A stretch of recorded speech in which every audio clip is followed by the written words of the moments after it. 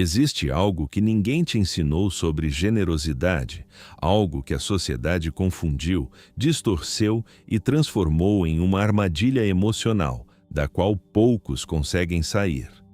Desde criança te disseram que ajudar é sempre uma virtude, que dizer sim é bondade, que recusar é egoísmo.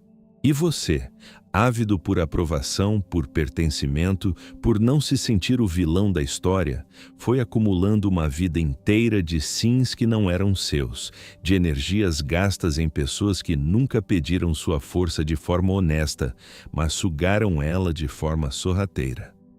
Friedrich Nietzsche passou a vida inteira desafiando exatamente esse tipo de ilusão moral. Ele viu que por trás de muitas das nobres virtudes que a humanidade celebra, existe uma psicologia muito mais sombria, muito mais complexa, muito mais honesta do que qualquer sermão dominical jamais ousou revelar. E hoje, ao falarmos sobre ajudar, sobre generosidade, sobre quem merece receber o que há de mais precioso em você, vamos mergulhar fundo. Porque Nietzsche não nos convidava à frieza.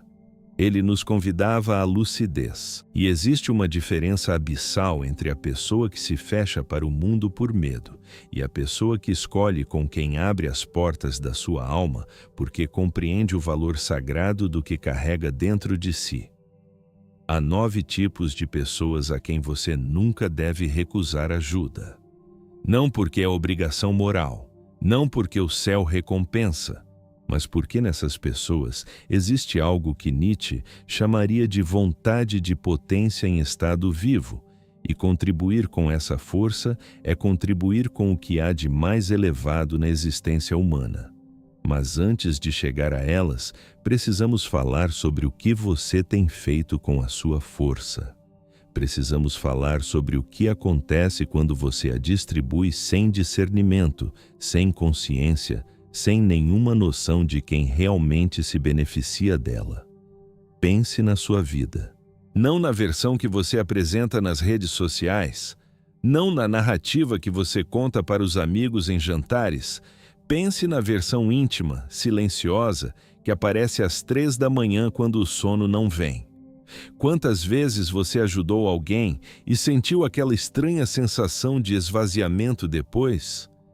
Não o cansaço saudável de quem deu o melhor de si por algo que valia a pena, mas aquela exaustão particular, quase melancólica, de quem percebe que deu tudo e não ficou nem gratidão, nem crescimento, nem qualquer traço de que aquela energia transformou algo de verdade. Você conhece esse sentimento. Talvez esteja sentindo ele agora. É o sentimento de quem confundiu obrigação com amor, culpa com compaixão, medo de decepcionar com generosidade genuína. Nietzsche tinha um nome para a psicologia que produz esse estado. Ele chamava de ressentimento. Mas não no sentido comum de rancor ou mágoa. Era algo mais profundo. Era a disposição de uma alma que não tem força suficiente para criar, para afirmar a vida, para dizer sim às próprias escolhas, e então compensa essa fraqueza interior, se tornando necessária aos outros, se tornando indispensável, se tornando a pessoa que nunca recusa, que sempre está disponível, que jamais desaponta. Porque enquanto você é necessário, você tem valor. E enquanto você tem valor aos olhos dos outros, você consegue suportar o vazio que existe dentro de você. Isso é perturbador de ouvir. Eu sei. Mas Nietzsche nunca teve interesse em confortar. Ele tinha interesse em despertar. E o despertar começa exatamente aqui, nesse reconhecimento incômodo de que parte da sua generosidade não nasceu da abundância, mas da escassez. Não nasceu de quem você é, mas do medo de quem você poderia ser percebido caso dissesse não. E quando a ajuda nasce da escassez, ela não liberta quem recebe. Ela cria dependência. Ela cria vínculos baseados em necessidade e não em escolha. Ela alimenta uma dinâmica onde você se diminui para que o outro se sinta seguro e, ao final do ciclo, nenhum dos dois cresceu de verdade. Quero te fazer uma pergunta agora. Pense em alguém a quem você ajudou nos últimos meses, alguém que ocupou seu tempo, sua atenção, sua energia emocional. Agora me responda com honestidade. Essa pessoa está hoje em um lugar mais elevado do que estava antes de você aparecer na vida dela? Ou ela apenas encontrou em você um lugar confortável para permanecer exatamente onde estava? Nietzsche dizia que o ser humano é algo que deve ser superado. Se a sua ajuda não contribui para a superação de quem recebe, se ela apenas alimenta a estagnação, o comodismo, a dependência, então você não está praticando generosidade. Está praticando uma forma sofisticada de controle ou uma forma ainda mais sofisticada de fuga de si mesmo. Se algo nessa pergunta tocou algo dentro de você, escreva nos comentários: eu ajudo por amor ou por medo? Não precisa desenvolver apenas essas palavras, porque nomear a questão já é um ato de coragem, e talvez a sua honestidade acenda algo em alguém que também estava adormecido nessa mesma dúvida. Mas agora vamos falar sobre quem merece receber o que há de melhor em você. Vamos falar sobre esses 9 tipos de pessoas que, segundo a sabedoria que Nietzsche nos legou, representam algo digno do seu tempo, da sua presença, da sua força mais profunda. O primeiro tipo é a pessoa que luta, mas não pede para ser carregada. Existe uma diferença brutal entre alguém que está passando por dificuldades e alguém que transformou a dificuldade em identidade. O primeiro tipo sangra, tropeça, cai, mas continua se levantando, não porque alguém o obriga, mas porque dentro dele existe algo que se recusa a se render completamente. Essa pessoa pode pedir ajuda, pode estender a mão, mas o que ela pede não é que você a carregue, é que você caminhe ao lado dela por um trecho do caminho. Nietzsche admirava profundamente esse tipo de espírito.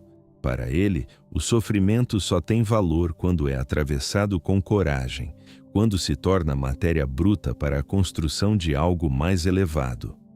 A pessoa que luta e continua é aquela em quem a vontade de potência ainda pulsa com vida. E quando você oferece suporte a esse espírito, você não está criando dependência. Você está adicionando combustível a uma chama que já existe, e há uma diferença enorme entre acender um fogo e manter vivo um que já arde. Nunca recuse ajuda a quem ainda está na batalha, a quem ainda carrega em si a centelha do movimento. O segundo tipo é a pessoa que aprende com o sofrimento em vez de apenas sobreviver a ele. Quase todo ser humano já passou por uma dor profunda, uma perda, uma traição, um fracasso que pareceu definitivo. A questão que Nietzsche colocava não era se você sofreu, mas o que você fez com esse sofrimento. A maioria das pessoas trata a dor como um inimigo a ser derrotado o mais rápido possível. Buscam anestesia, distração, qualquer coisa que as tire daquele estado desconfortável o mais rápido possível. Mas existe um tipo raro de pessoa que permanece na dor tempo suficiente para extrair dela um ensinamento que nenhum livro poderia oferecer, que olha para dentro da ferida em vez de olhar para longe dela, que usa o sofrimento como espelho para enxergar aspectos de si mesma que jamais seriam visíveis na ausência da adversidade. Para Nietzsche, esse era o caminho do espírito que realmente cresce. O que não me mata, me fortalece. Mas essa frase só é verdadeira para quem tem a coragem de transformar a experiência em sabedoria. Quando você encontra alguém assim, alguém que está no fogo não para ser destruído, mas para ser fundido em algo mais resistente, ofereça sua presença, ofereça sua escuta, ofereça o seu testemunho, porque estar ao lado de quem atravessa o sofrimento com consciência é um dos atos mais elevados que um ser humano pode praticar. O terceiro tipo é a pessoa que questiona a si mesma antes de questionar o mundo. Vivemos numa era onde todo mundo tem uma opinião sobre tudo, onde a crítica ao externo se tornou o esporte mais praticado nas redes sociais, onde é muito mais fácil apontar o que está errado no sistema, na sociedade, nos outros, do que sentar em silêncio e perguntar: o que está errado em mim? Nietzsche não tinha paciência para essa fuga. Ele via nela uma forma de covardia disfarçada de consciência crítica. Porque questionar o mundo é relativamente seguro. Questionar a si mesmo é perigoso. É olhar para o abismo sem garantia de que o que você vai encontrar lá seja suportável. A pessoa que pratica esse nível de honestidade consigo mesma, que tem a coragem de perguntar onde ela própria falhou, onde ela própria se iludiu, onde ela própria está perpetuando os padrões que diz odiar, essa pessoa está em um caminho de transformação genuíno, e esse caminho é solitário, é árido, é cheio de momentos onde a tentação de parar e voltar para as ilusões confortáveis é quase irresistível. Quando você encontra alguém assim, alguém que está trabalhando seriamente sobre si mesmo, que está escavando fundo em busca da sua própria verdade, não recuse sua ajuda, porque esse tipo de pessoa raramente pede. E quando pede, é porque chegou a um ponto onde o peso da autoconsciência precisa de algum ponto de apoio humano para não se tornar esmagador. O quarto tipo é a pessoa que criou algo do nada. Não necessariamente uma obra de arte, embora esse seja um dos exemplos mais nobres que Nietzsche poderia oferecer. Criar algo do nada pode ser construir um negócio do zero com as mãos e sem herança. Pode ser reconstruir a própria saúde mental depois de um colapso devastador. Pode ser sair de uma família que nunca te ofereceu os instrumentos básicos e, mesmo assim, construir uma vida com dignidade e sentido. Criar é o ato mais profundamente afirmativo da existência. É dizer sim à vida, mesmo quando ela não oferece nenhuma garantia de que o esforço vai valer a pena. Nietzsche via no impulso criador a expressão mais pura da vontade de potência. E as pessoas que criam, especialmente aquelas que criam em condições adversas, muitas vezes carregam um peso enorme de isolamento. Porque a criação genuína raramente é compreendida no momento em que acontece. Ela é, em geral, solitária, incompreendida e frequentemente ridicularizada antes de ser reconhecida. Quando você encontra alguém que está no processo de criar, que está colocando algo verdadeiro no mundo a partir da própria substância interior, ofereça o que puder. Uma palavra de reconhecimento, um gesto de encorajamento, sua presença no processo. Porque os criadores sustentam o mundo mesmo quando o mundo não percebe isso. O quinto tipo é a pessoa que foi derrubada pela vida e escolheu se levantar sem precisar destruir ninguém no processo. Existem dois tipos de pessoas que passam por grandes humilhações, grandes perdas, grandes decepções. O primeiro tipo absorve a experiência e a transforma em veneno. Esse veneno depois é distribuído ao redor, nas formas mais variadas, através da crueldade disfarçada de honestidade, do cinismo que se apresenta como sabedoria, da necessidade de diminuir os outros para se sentir elevado, do prazer obscuro em ver quem estava acima de si cair. Nietzsche chamava isso de ressentimento em sua forma mais destrutiva, e reconhecia nele o sinal de uma alma que não conseguiu digerir o próprio sofrimento. Mas o segundo tipo é diferente. Esse segundo tipo cai, permanece no chão tempo suficiente para entender o que o derrubou e depois se levanta sem precisar transformar a própria dor em arma contra o mundo. Esse tipo de pessoa é raro e é precioso, porque o que ela demonstra com sua postura não é fraqueza, como a mentalidade de rebanho poderia supor. É uma forma extremamente sofisticada de força. é a capacidade de atravessar o sofrimento sem ser corrompido por ele. Quando você encontra esse tipo de pessoa, especialmente nos momentos em que ela ainda está no chão, nunca recuse sua ajuda, porque ela não vai pedir duas vezes. O sexto tipo é a pessoa que enxerga você como um ser completo, não como uma função ou um recurso. Isso parece simples, mas é extraordinariamente raro. A maioria das relações humanas funciona em termos de utilidade. As pessoas se aproximam umas das outras pelo que podem obter: conforto, status, prazer, conexão, validação, segurança. E isso não é necessariamente um julgamento moral. É simplesmente uma observação lúcida sobre como os seres humanos constroem vínculos. Mas existe um tipo específico de pessoa que quebra esse padrão, que se aproxima não pelo que você pode oferecer, mas pelo que você é. Que consegue estar com você nos momentos em que você não tem nada a dar, que não desaparece quando você está no fundo, que não se afasta quando você ocupa espaço, tem opiniões, estabelece limites. Essa pessoa vê a sua humanidade completa, com suas sombras e suas luzes, e permanece de qualquer forma. Nietzsche valorizava profundamente as amizades que ele chamava de amizades em estrela, aquelas relações em que dois seres que caminham em órbitas diferentes se aproximam com respeito mútuo, sem a necessidade de fundir um no outro, sem dependência, sem possessividade, mas com um reconhecimento genuíno da singularidade do outro. Quando você encontra alguém assim, alguém que te vê de verdade, que não precisa te diminuir para se sentir grande, nunca recuse essa pessoa. Cultive essa presença como se ela fosse a coisa mais rara que o destino já colocou no seu caminho, porque provavelmente é. O sétimo tipo é a pessoa que está buscando sentido em meio ao caos. Nietzsche declarou que Deus estava morto, e com essa declaração, ele não estava celebrando o ateísmo como postura intelectual confortável. Ele estava nomeando algo muito mais perturbador: o colapso de toda a estrutura de sentido que a humanidade havia construído ao longo de séculos.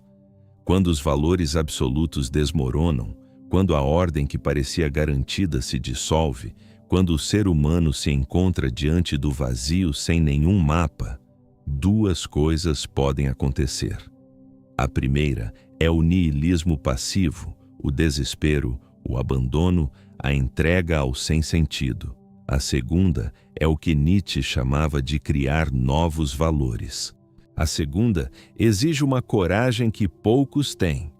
E hoje, num mundo onde o sentido coletivo se fragmentou em 1000 versões contraditórias, onde a aceleração tecnológica, a solidão urbana, a crise das instituições e a saturação informacional criaram uma angústia existencial que nunca foi tão generalizada. A pessoa que está genuinamente buscando sentido, que está se recusando a se acomodar na superficialidade, que está fazendo as perguntas difíceis sobre quem ela é e para onde está indo, essa pessoa merece toda a sua presença. Não suas respostas prontas, não sua lista de soluções, mas sua disposição de caminhar junto na incerteza. Porque para Nietzsche, a incerteza honesta era 1000 vezes mais digna do que a certeza covarde.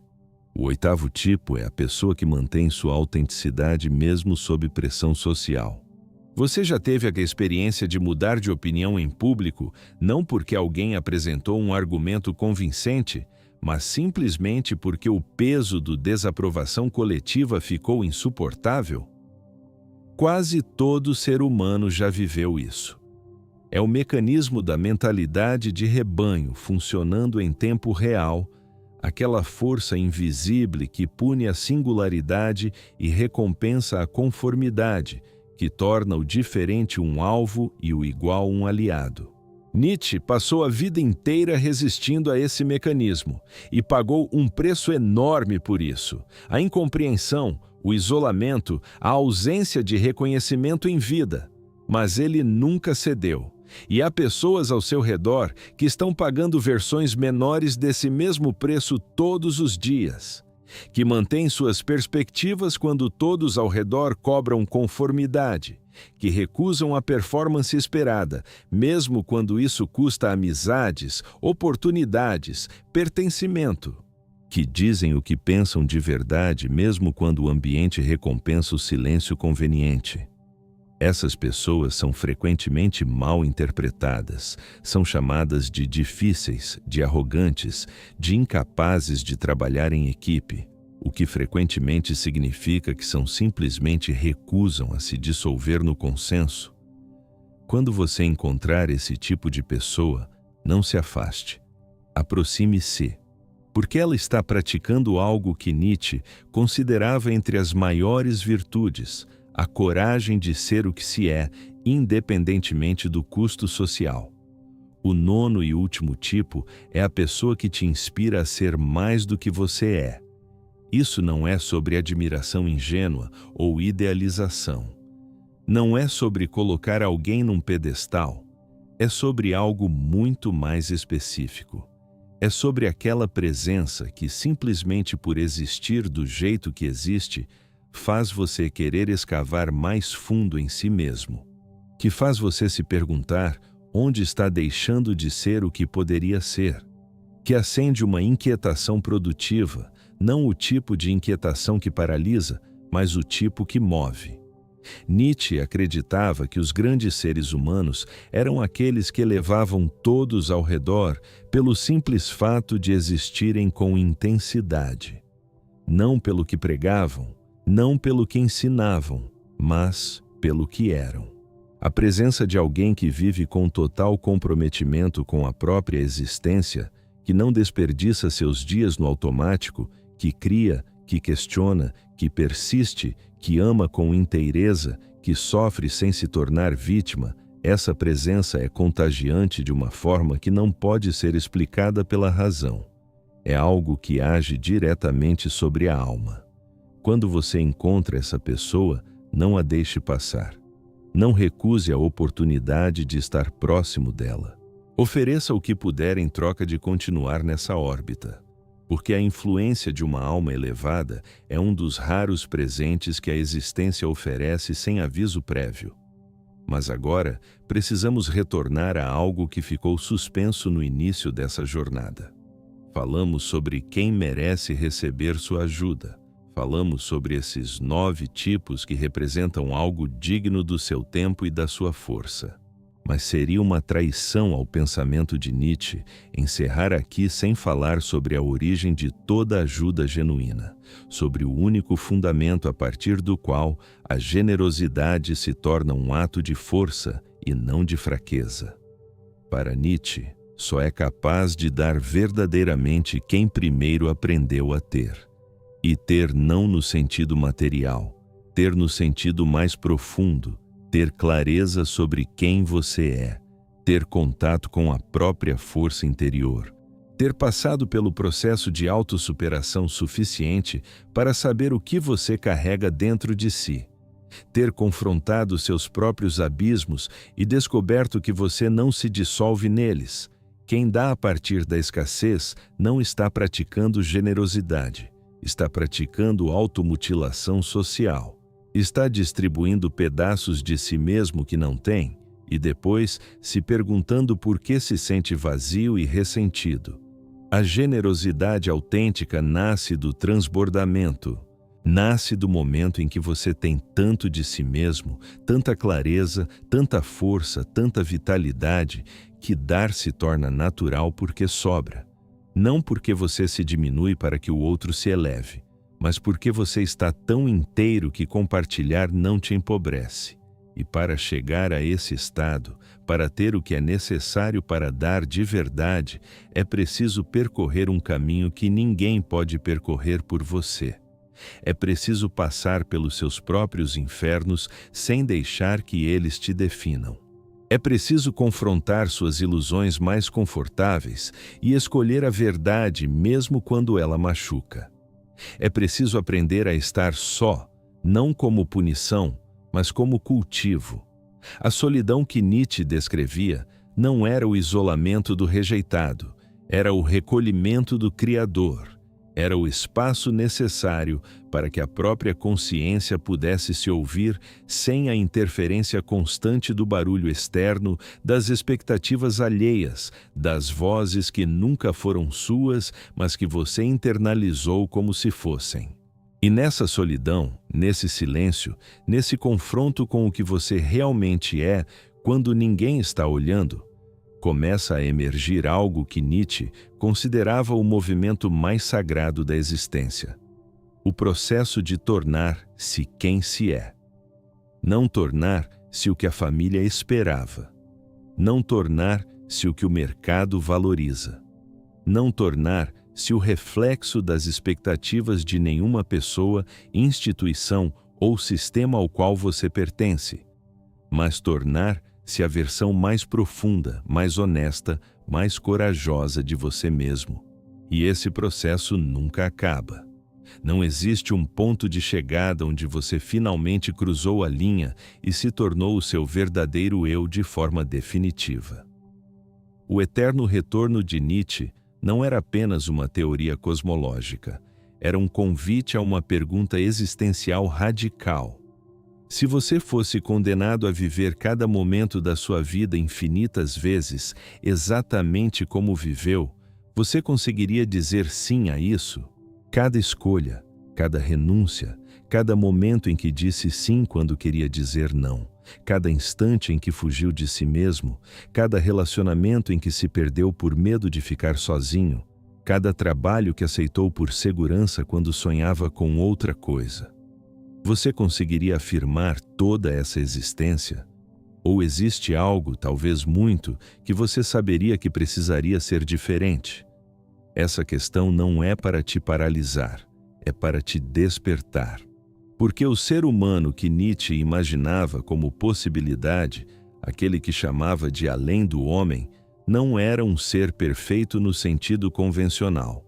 Era um ser que assumia responsabilidade total pela própria existência, que não culpava Deus, nem o governo, nem os pais, nem a sorte, nem a sociedade pelo que a sua vida havia se tornado, que entendia que a única liberdade real é aquela que nasce da aceitação radical da própria responsabilidade, e que, a partir dessa aceitação, escolhia agir. Escolhia criar, escolhia amar, escolhia sofrer quando necessário, escolhia a vida em sua totalidade brutal e bela, sem pedir que ela fosse diferente do que é. Você está vivendo a sua vida dessa forma? Ou está vivendo a versão segura, a versão aprovada, a versão que minimiza o risco de rejeição e maximiza a probabilidade de pertencimento? Não existe julgamento nessa pergunta. Existe apenas o espelho que a filosofia de Nietzsche insiste em colocar diante de cada um de nós. Esse espelho incômodo que reflete não o que somos, mas o que poderíamos ser se tivéssemos coragem suficiente para parar de fugir de nós mesmos. Voltando aos 9 tipos de pessoas. Quando você os encontra, quando reconhece neles as qualidades que descrevemos aqui, a luta persistente, a transformação pelo sofrimento, a honestidade consigo mesmo, o impulso criador, a dignidade diante da queda, o olhar que te vê inteiro, a busca por sentido, a autenticidade sob pressão, a capacidade de elevar ao redor, você não está apenas sendo generoso com elas. Você está sendo generoso com a possibilidade humana. Você está apostando que o ser humano pode ser mais do que o padrão, que pode superar a mediocridade confortável, que pode criar algo digno com o tempo e a energia que a existência lhe concedeu. E essa aposta, feita conscientemente, com clareza e sem ilusão, é um dos atos mais profundamente filosóficos que qualquer ser humano pode praticar no cotidiano da sua vida. Mas existe uma última coisa que Nietzsche nos diria antes de encerrar essa conversa. Ele nos diria para tomar cuidado com a generosidade que nasce do desespero de ser amado. Porque existe uma forma de ajudar que é no fundo um grito por pertencimento.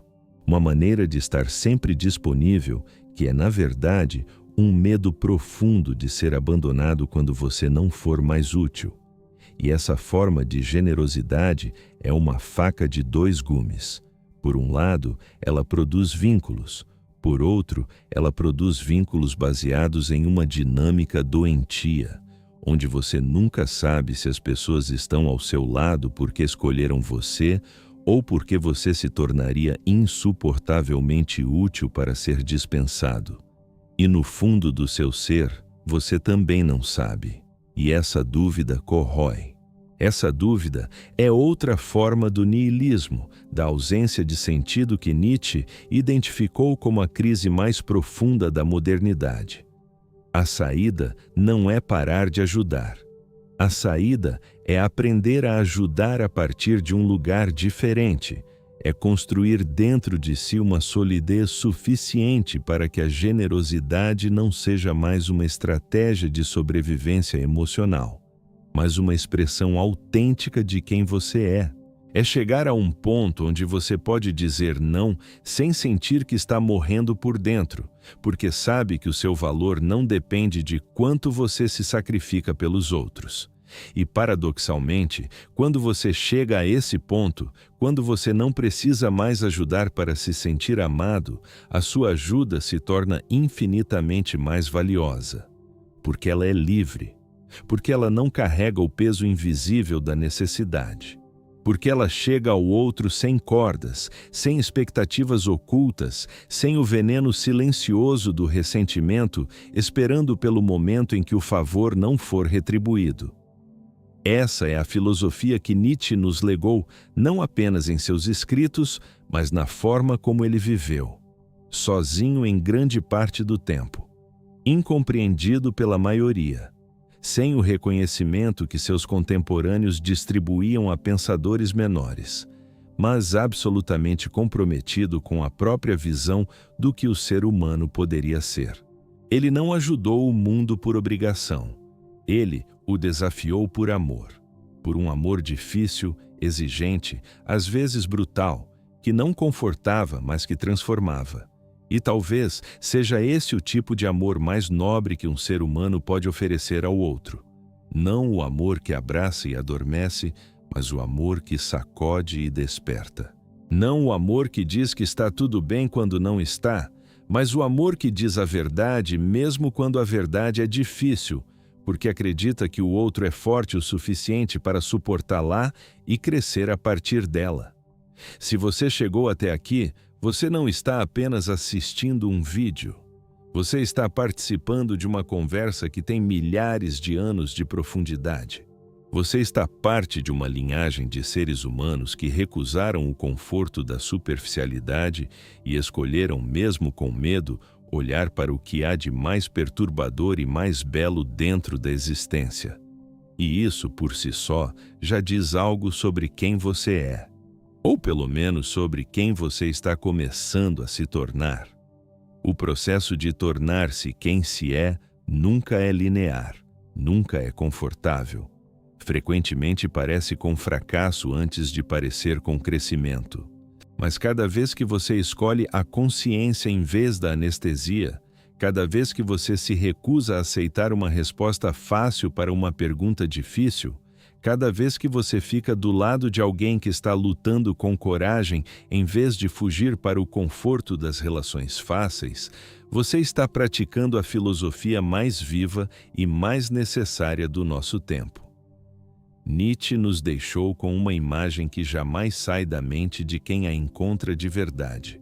A imagem do ser humano como uma corda estendida sobre um abismo, uma corda tensa entre o que somos e o que poderíamos ser, uma travessia perigosa que não tem garantias de chegada segura, mas que é a única viagem que vale a pena fazer.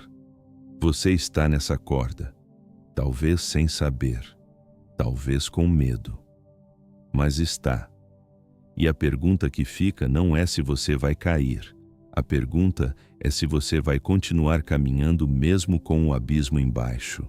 Se essas palavras tocaram algo que estava adormecido em você, Se existe uma parte da sua alma que reconheceu nessa conversa algo que estava esperando ser dito, então peço que deixe seu like nesse vídeo. Não por obrigação, não por hábito, mas como um gesto de que você está nessa travessia. Compartilhe com alguém que também está buscando, com alguém que você acredita ser um desses 9 tipos de pessoas sobre quem falamos hoje.